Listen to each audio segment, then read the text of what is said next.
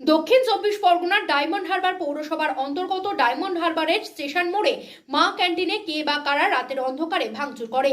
এই নিয়ে ডায়মন্ড হারবার পৌরসভার পক্ষ থেকে ডায়মন্ড হারবার থানায় লিখিত অভিযোগ দায়ের করেন ডায়মন্ড হারবার পৌরসভার চেয়ারম্যান। দীর্ঘদিন ধরে ডায়মন্ড হারবার পৌরসভার পক্ষ থেকে গরিব এবং শ্রমিক শ্রেণীর মানুষদের জন্য মা ক্যান্টিন শুরু হয়েছে, যেখানে প্রত্যেক দিনই কয়েকশো মানুষ 5 টাকার বিনিময়ে পেট পুড়ে খেতে পারে।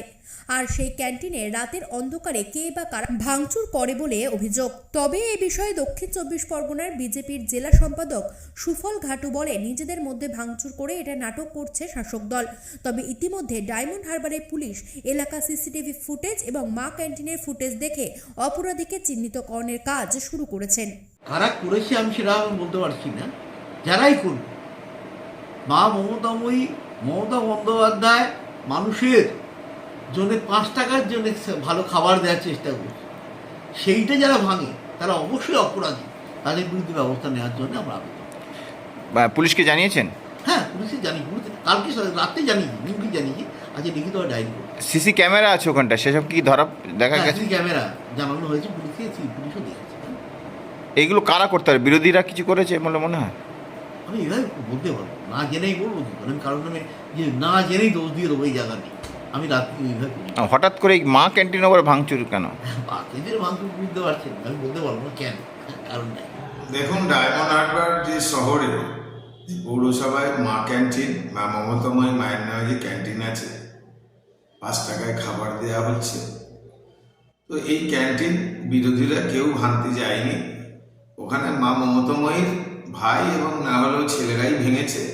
ভেঙে বিরোধীদের উপরে দোষ দিয়ে, কারণ চালানোর হয়তো আর ক্ষমতা নেই, আর্থিক অবস্থা তো খুব খারাপ, তাই তুলে দেওয়ার জন্য নিজেরা ভাঙচুর করে আর ওই বিরোধীদের নামে দোষ চাপানো হচ্ছে। এটা দুর্ভাগ্যজনক। পুলিশ আছে, তদন্ত করুক না, করে সেখানে অ্যারেস্ট করুক, কারা করেছে বুঝতে পারবে। ওখানে সিসিটিভি ক্যামেরা আছে, সব কিছু আছে। সেটা সব নাটক, শুধু তৃণমূলের নাটক ছাড়া আর কিছু না।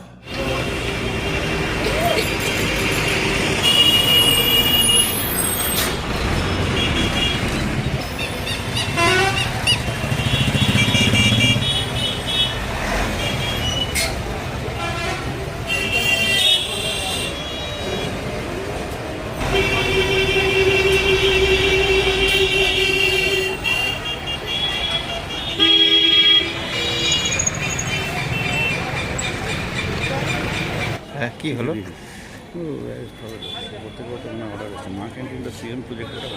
হ্যাঁ, আজকে আমাদের পোস্টারটা ছিল, ওইদিকে গেছিল।